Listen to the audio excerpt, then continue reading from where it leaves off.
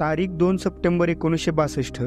शरद पवारांचे सख्खे बंधू वसंतराव पवार नव्यानेच घेतलेल्या शेतात फेरफटका मारत असताना अचानक एका व्यक्तीने त्यांच्यावर गोळीबार सुरू केला, ज्यात वसंतरावांचा जागीच मृत्यू झाला. पण गोळीबार करणारा तो व्यक्ती नेमका कोण होता आणि गोळीबाराचे नेमके कारण काय, यावरच आहे आपला आजचा व्हिडिओ. नमस्कार, मी अमित पाटील. राजकारणात सक्रिय असलेल्या शरद पवारांच्या आई शारदाबाई पवार यांनी आपल्या सर्वच मुलांना चांगले शिक्षण दिले होते. शरद पवारांचे बंधू वसंतराव पवार तर नावाजलेले फौजदारी वकील होते. त्यांची वकिलीची प्रॅक्टिस जोरात सुरू होती.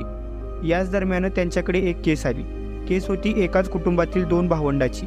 जमिनीच्या मालकीवरून त्यांच्यामध्ये वाद सुरू होता. त्यातील एका भावाने वसंतरावांना खटला लढवण्याची विनंती केली.